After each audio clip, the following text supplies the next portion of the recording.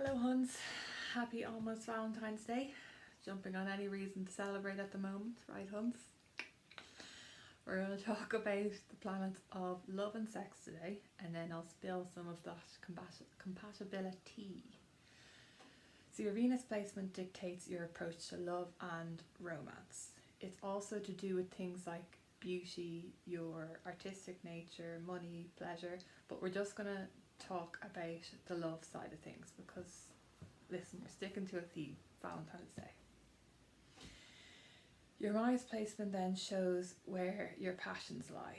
So it's also the type of physical energy you have, your approach to conflict, and the part we're going to talk about today, your approach to sex, kinky. So love and sex is a theme today, but there are other important parts to your Venus and Mars placement. So if you would like to delve deeper, you can get a reading on astrohuns.com. I also offer compatibility readings too, so head over. So for the fire Venuses then, Aries, Leo and Sag, these ones can be very passionate and excitable in the initial stages of dating, but they're V independent and tend to have a bit of a short attention span, so they can be hard to tie down. Out of the three, Leo Venus is probably more committed because they're linked to the fifth house, which is associated with romance, but not necessarily long term. They love the beginning stages of adoration, but it can be hard to keep those compliments flowing. But as always, it depends on the rest of the chart. For Fire Mars, this is a V-sexual placement. A lot of energy, if you know what I mean, Huns. They're also V creative in the bedroom. Aries Mars is particularly a strong placement as it is their ruling planet. So listen, just hope you can keep up. Something to note about Venus and Mars placements as well is that, like we talked about with Mercury in the last episode, Venus and Mars are quite close to the Sun, so it's quite common for your Venus or Mars to be in the same sign as your Sun sign, or they'd be no more than 2 signs away from your Sun sign.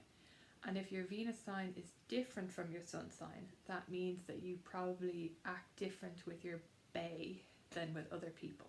Like you could have some little sneaky romantic streak that other people don't see. With the Earth Venuses then, Taurus, Virgo and Capricorn, they'd be more about the long term and the slow build. It can take a long time to break them down. You may have to ask them out like 17 times before they say yes. No, I'm joking, don't be that desperate.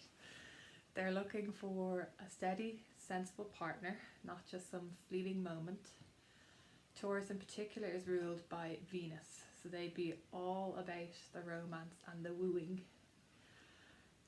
Earth Mars, similar to Venus, can take a while to let you in, more ways than one. They're definitely not going to hook up on the first date. Earth Mars are all about stimulating the senses in the bedroom, so the build up is key. Air Venuses, Gemini, Libra and Aquarius, are naturally very charming and charismatic, so no bother reeling them in. They're generally attracted to intelligence and people who have something to say. They can be good on commitment as long as the relationship is intellectually stimulating. Libra as well is ruled by Venus, so this placement is all about the romance and charm.